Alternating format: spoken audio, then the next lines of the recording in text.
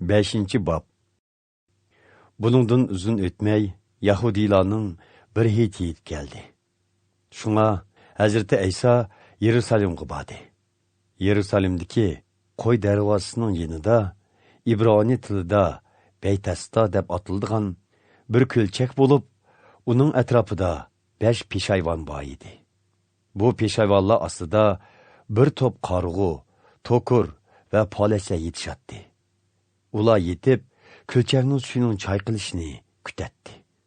Chunki Xudoning bir farishtasi turib ko'lchakka tushib, suvni chaqaydi ekan. Suvning chayqilishidan keyin ko'lchakka birinchi bo'lib kirgan kishi har qanday kasaldan xalos bo'ldi ekan. U yerda 38 yil kasal tatgan bir bemor bor edi. Hazreti Ayso bu to'kir odamni ko'rdi va uning uzundan beri shu ahvolda ekanligini bilib, uningdan saqiyib ketishni xohlamsan deb so'radi. Bemor mundaq javob berdi: Hazratlari, suv chayqalganda meni suv tushiradigan odamim yo'q. Men tushay deguncha boshqa mening oldimda tushib oldi. Hazreti Ayso uningga: o'rningdan tur, o'rin ko'rpangni yig'ishtirib mang, dedi. Yelqi odam shu an saqiyib, o'rin ko'rpisini yig'ishtirib, mengishga boshladi. Bu Yahudilarning dam olish kuni edi. Shunga ba'zi Yahudi oqsoqollari saqaygan odamga: bugun dam olish kuni tutsa, Tavrat qonunimizda dam olish kuni ish qilish ma'ni qilinganligini bilib turib, yana o'rin ko'rpangni ko'tarib yursangu, dedi. Lekin bemor ularga mundaq javob berdi: meni saqaytgan kishi manga o'rin ko'rpangni yig'ishtirib mang degan tutsa, sanga o'rin ko'rpangni yig'ishtirib mang degan zodi kim ekan u? deb so'rashdi ular. Biroq saqaygan odam Hazreti Aysoning kim ekanligini bilmaydi. U yerda odam ko'p bo'lganlikdan Hazreti Ayso o'zini daldiga ilib ostig'ina ketib qoldi. Bu ishdan keyin Hazreti Ayso yilqi odamni markaziy ibodatxonada ko'rib, kesilingdan saqayding. Endi gunoh sodir qilma. Beshingga texmi cho'ng bola qazo kelib qolmasin, dedi. Yilqi odam Yahudi oqsoqollarining qishig'i berib, o'zini saqaytgan Hazreti Ayso ekanligini uqtirdi. Hazreti Ayso bu ishlarni dam olish kuni qilganligi uchun Yahudi oqsoqollari uningga ziyonkashlik qilishga boshladi. Lekin Hazreti Ayso ularga: Xudo otam ta hozirgacha to'xtamasdan ish qilib kelmoqda. Menmi shundoq qilishim kerak, dedi.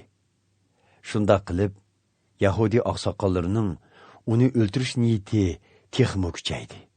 Chunki u dam olish kunining qoidasini buzib qolmasdan Xudoning o'z otasi ekanligini aytish bilan o'zini Xudoga tang qilgan edi.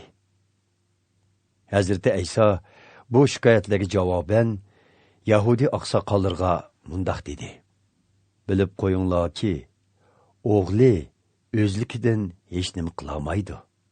Faqat arishdiki otasining nima qilayotganligini ko'rib, ondan shu ishni qila oladi. Otasi nima qilsa, u shuni qiladi.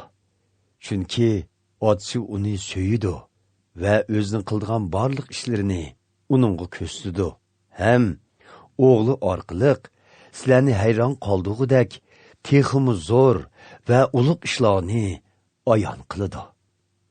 O'lganlarni otasi qandoq tirildirib, ularga hayotlik ato qilgan bo'lsa, o'g'limi shuningga o'xshash o'zi xolgan kishilarga mangulik hayot ato qiladi. Shundoqla otasi hech kimni so'roqqa tatmaydi, balki o'g'li tatidi. Chunki so'roqqa tatishning butun huquqini o'g'liga bergandir. Buningdan maqsad insonlarning o'zini hurmatliginidek o'g'linimi hurmatlishi uchundir. O'g'lini hurmatlamaganlar uni avatguchi otasinimi hurmatmaganlardan bo'ladi. Bilib qo'yinglarki, Sözümni anlap, meni evet küçüge işengenle, мәңгүлік hayatqa erişken boludu. Bundaq odam so'roqqa tortilmaydi. Shundaqla o'limdan hayotlikqa o'tgan boludu. Bilib qo'yinglarki, ruhiy o'liklarning Xudoning o'g'lining ovozini anglaydigan vaqt soati yetib kelmoqda. Shundaqla kelib qoldiki, anglab ishonganlar hayotlikqa ega boludu. Chunki otsi o'zi qandaq hayotlik manbasi bo'lsa, o'g'linimi shundaq hayotlik manbasi qildi. Yana uningga so'roq qilish huquqini berdi. Chunki u inson o'g'lidir. Buningga hayron bo'lmanglar. O'lganlarning hammasi mening ovozimni anglaydigan vaqt keladi va ular yerliklardan chiqishidi. Yaxshilik qilganlar tirilib, мәңгүлік hayotga erishidi. Yomonlik qilganlar tirilib, so'roqqa tortiladi. Men o'zligimdan hech nima qila olmayman. Faqat otamning aytgani bo'yicha so'roq qilaman. Mening hukmim odildir. Chunki mening niyatim, mening irodamni emas, balki meni avatkuchining irodasini ishga oshirishdir. Agar o'zim uchun o'zim guvohlik bersam, guvohligim bekor bo'ladi. Lekin men uchun guvohlik beradigan boshqa biri bor. Uning menga qiladigan guvohligining rostligini bilaman. Yahyo payg'ambarga odam avatgan emasmidinglar? U haqiqatga guvohlik bergan. Amaliyotda menga bir insonning guvohligi kerak emas.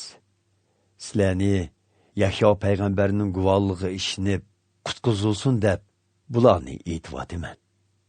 Yahyo payg'ambar nur chechib turgan bir chiroqqa o'xshaydi. Sizlar uning yo'riqligidan vaqtliq bo'lsa-mu, bahramon bo'lishni xohladinglar.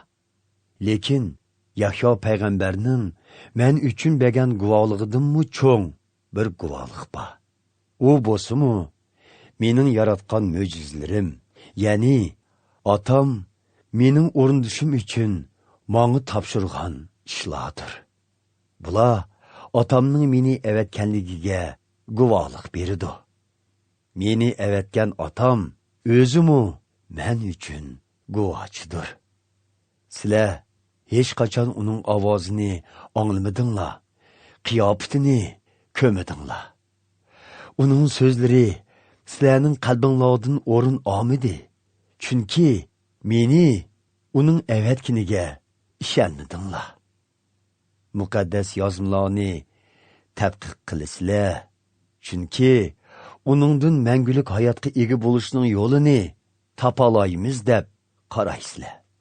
Ajaba, bu yozmalar meni Xudo avatadigan qutqizg'uchi deb tonishtirgan emasmi? Shundaq turuqliq, sizlar ya'ni mening yenimga kelib hayotlikqa erishishni xohlamaysizlar. Men insonlarning maqtashini izlamayman. Lekin men sizlarni bilaman. Qalbinglarda Xudoga bo'lgan muhabbatinglar yo'q. Men otamning nomi bilan kasam, sizlar meni qabul qilmaysizlar. Holbuki boshqalar o'z nomi bilan kasa, uni qabul qilasizlar. Sizlar bir-biringlarning maqtishini qabul qilasizlar-yu, yegona Xudoning maqtishiga ega bo'lishga tirishmaysizlar. Bu holda menga qandoqmi e'tiqod qila olaysizlar? Biroq meni ustimizdan otamga shikoyat qiladi deb o'ylamanglar. Ustinglardan shikoyat qildigan men emas, balki sizlar umid bog'lagan Muso payg'ambardir. Agar sizlar rostdan Muso payg'ambarga ishongan bo'lsanglar, mengamu ishongan bo'lardinglar. Chunki muqaddas yozmalarda Muso payg'ambar men to'g'riliq yozgan. Lekin uning muqaddas yozmalarda yozgan so'zlariga ishonmasanglar, mening so'zlarimga qandoqmi ishinisizlar?